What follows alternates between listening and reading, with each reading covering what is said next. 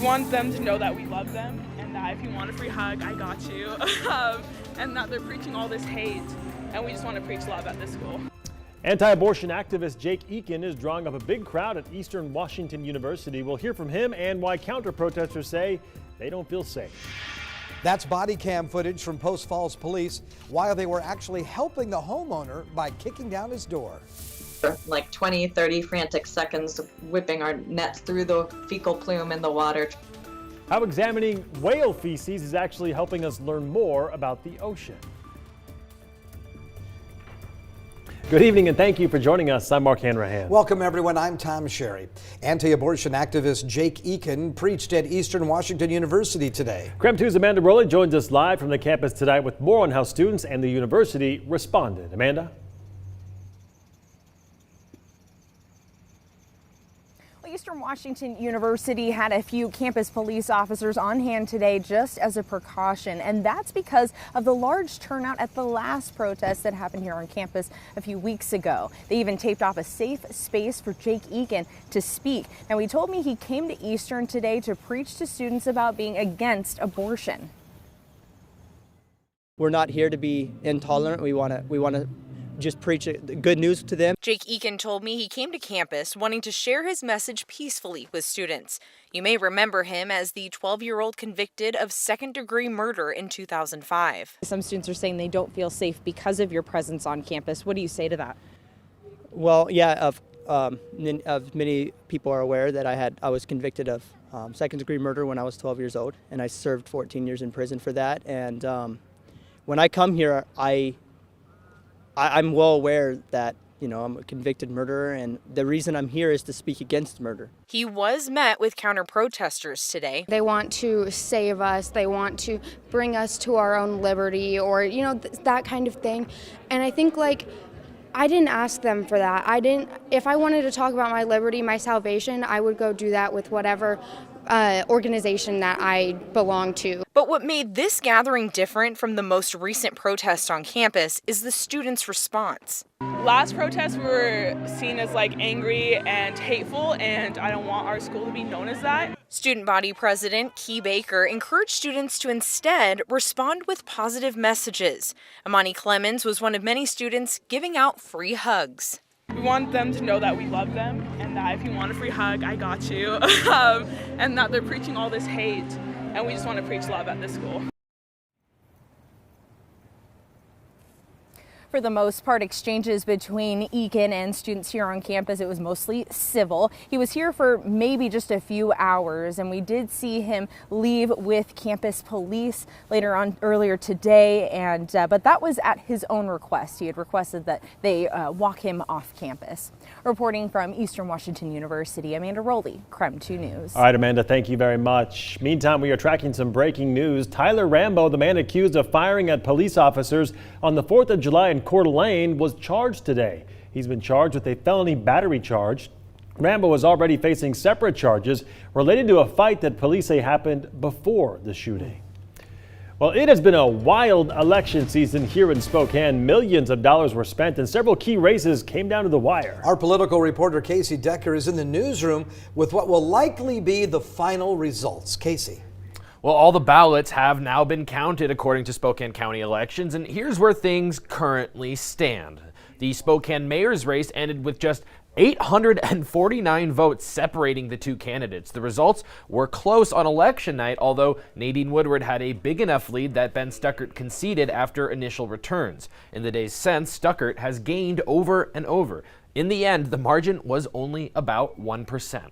The race for council president was also closely watched. Cindy Wendell led on election night, but Brianne Beggs gained ground every night after that. At one point, only 7 votes separated the two candidates, but eventually Wendell conceded.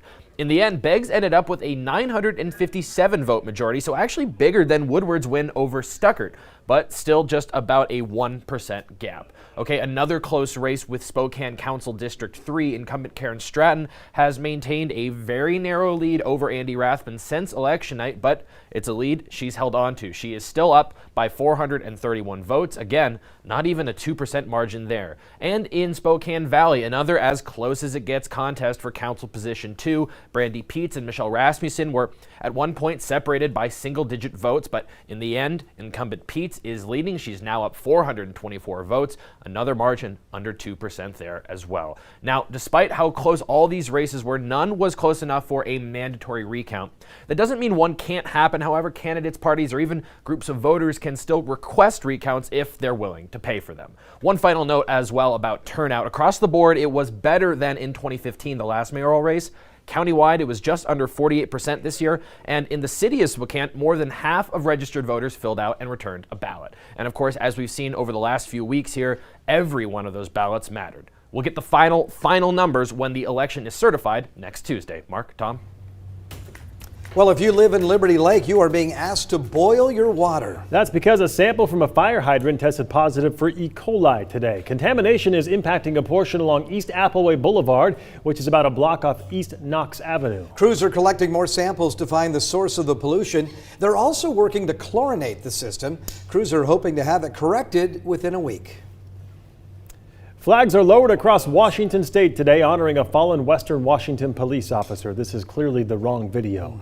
Lyndham Interim Police Chief Michael Knapp died 2 weeks ago after being hit by a car. A service for him was held today in Bellingham. Spokane Mayor David Condon is encouraging others to lower their flags in his honor.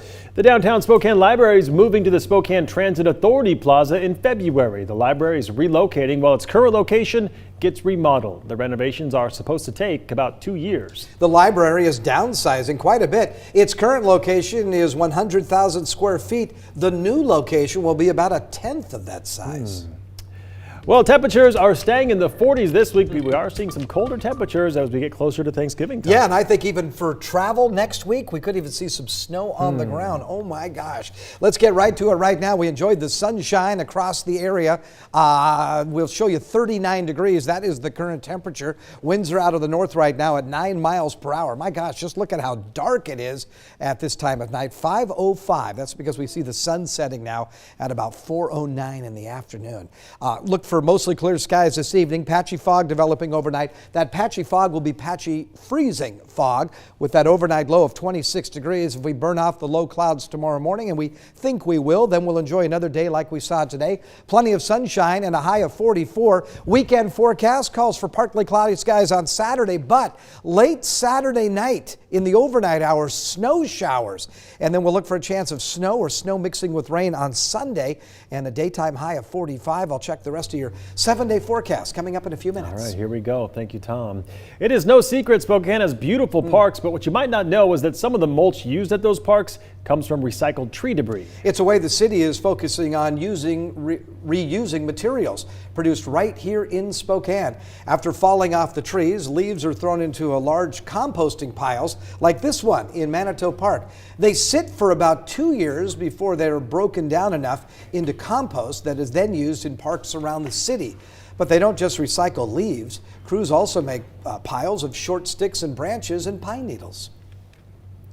One of those things that we do is with clean pine needles that doesn't have a bunch of deciduous leaves or whatever in it. We try to use those at our rose hill to insulate our roses and help them stay nice and the right temperature over the winter time.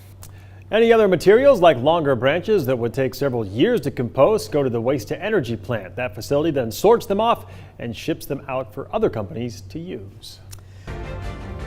Today, one of President Trump's top diplomats confirmed there was a quid pro quo involving the president and Ukraine. Ambassador to European Union Gordon Sondland said President Trump and his personal lawyer, Rudy Giuliani, pressured Ukraine for investigations into the Bidens. Sondland also added that he presumed millions of dollars in U.S. military assistance was also a condition, but he made clear the president never told him explicitly.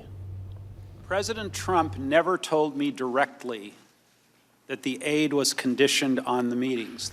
But lawmakers pressed Sondland on a text exchange that he had with the top diplomat in Ukraine, Bill Taylor. At that time, he claimed the president told him in a phone call, no quid pro quo. I just said, what do you want from Ukraine? I may have even used a four-letter word. And he said, I want nothing. I want no quid pro quo. Sondland said Giuliani was a key player in the pressure campaign and said other top administration leaders knew what was going on. Giuliani weighed in on Twitter himself, saying he had, quote, little contact with Sondland. The American Medical Association is trying to pass a complete ban on vaping products. That's because they're seeing a spike in teen vaping. The AMA is concerned about the long-term effects of vaping, citing the recent outbreak. The move came a day after Washington State banned vape products with vitamin E acetate, which the CDC has linked to the outbreak. New York just joined California and North Carolina in a lawsuit against e-cigarette maker Juul. The lawsuit accuses the company of using marketing tactics that encourage underage vaping. Juul is also under federal investigation. School districts in 4 other states have also filed lawsuits.